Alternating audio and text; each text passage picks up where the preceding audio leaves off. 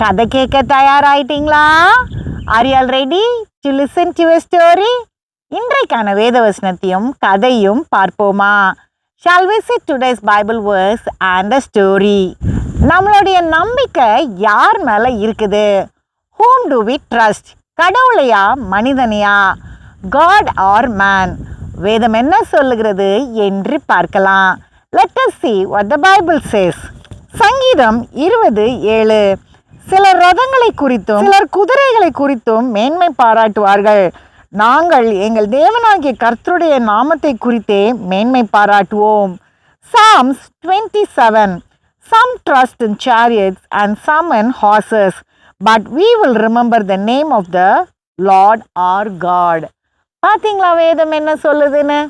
சிலர் ரதங்களையும் குதிரைகளையும், அதாவது மனிதர்கள் விலங்குகளை நம்புவாங்களாம். ஆனால் நாங்கள் யாரை நம்புகிறோன்னா கடவுளை மட்டும்தான். See what the Bible says. Some people trust in animals and people, but we have to trust God only. ஒரு ராஜா தினந்தோறும் கோயிலுக்கு போவார். One king used to go to the temple regularly. அவர் வெளியே வந்து பார்க்கும்போது 2 பிச்சைக்காரர்கள் எப்பயுமே வாசல்ல உட்கார்ந்துருப்பாங்க. When he comes out, he used to see 2 beggars. They used to sit there regularly. அந்த கோயிலுக்கு வர்றவங்க கிட்ட இவங்க பிச்சை கேட்பாங்க. They used to get alms from the people who visit the temple. ஒரு நாள் அந்த ராஜா வரும்போது 2 பிச்சைக்காரர்கள் பேசிக்கிட்டு இருக்கதை கேட்டாரு. One day when the king came out of the temple, he overheard the beggars talking. ஒருத்தர் சொன்னாரு, நான் இங்கே இருக்கிற கடவுளை நம்பி தான் இங்கே உட்கார்ந்துருக்கேன் அப்படின்னு.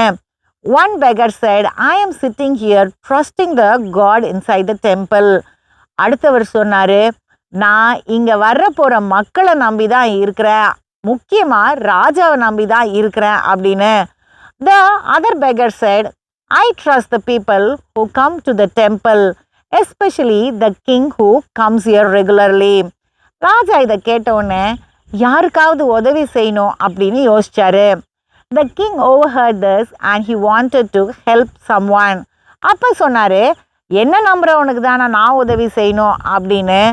ஒரு நாள் தங்க காசுகளை ஒரு கிண்ணத்தில் போட்டு அதுக்கு மேலே பாயாசத்தை ஊற்றிட்டு மந்திரி கிட்ட கொடுத்து அனுப்புனாரு அந்த பிச்சைக்காரனுக்கு கொடுக்கறதுக்கு.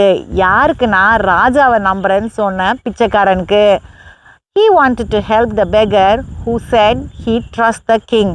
So one day he put some gold coins in a bowl and poured kheer over it, gave it to his minister and told to give it to the beggar who said who trusts the king. இந்த மந்திரி போய் கொடுத்தோடனே அந்த பிச்சைக்காரனுக்கு ரொம்ப சந்தோஷம். When the minister went and gave it, the beggar was very happy.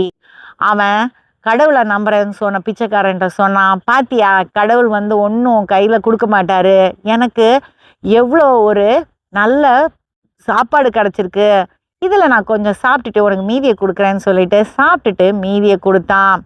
The beggar said to the other beggar who trusts God that, see, you said God, you trust God, but God will not give anything. See, only the king has given me something special. I will share it with you. I'll have some and give the remaining to you. இவன் முதல் கொஞ்சம் பாயசத்தை குடிச்சிட்டு ரொம்ப சுவையாக இருக்குன்னு சொல்லி அவனுடைய நண்பருக்கு மீதியை கொடுத்தான். அவன் அதை வாங்கி வச்சுட்டு நான் வீட்டில் போய் சாப்பிட்றேன் அப்படின்னு சொல்லிட்டான். He had some and said it was very tasty and gave the rest to his friend. His friend received it and said, I'll go home and eat it. வீட்டுக்கு போன உடனே அந்த பிச்சைக்காரன் மீதி இருந்த பாயசத்தை குடிச்சிட்டு பார்த்தா உள்ள தங்க காசுகள் இருந்தது. After going home, the beggar took the remaining kheer and then he noticed the gold coins inside. அவன் ரொம்ப சந்தோஷப்பட்டு கடவுளுக்கு நன்றி சொல்லி அதை வச்சு ஒரு சின்ன கடையை வச்சுக்கிட்டான் அவனுக்காக. He was very happy. He thanked God and he set up a small shop for himself. சில நாட்களுக்கு அப்புறம் ராஜா அந்த பிச்சைக்காரங்க இன்னுமே பிச்சை எடுக்கிறத கவனிச்சுட்டு போய் நடந்ததை கேட்டு தெரிஞ்சுக்கிட்டாரு. After a few days, the king noticed that the beggar was still begging and asked him what happened and understood what happened. அப்பதான் ராஜா சொன்னாரு, கடவுள் மேலே தான் நம்ம நம்பிக்கை வைக்கணும், மனிதர்கள் மேலே இல்லைன்னு. The king said, we have to trust God, not people. அடுத்த கதையில் சந்திப்போம். Let us meet in the next story.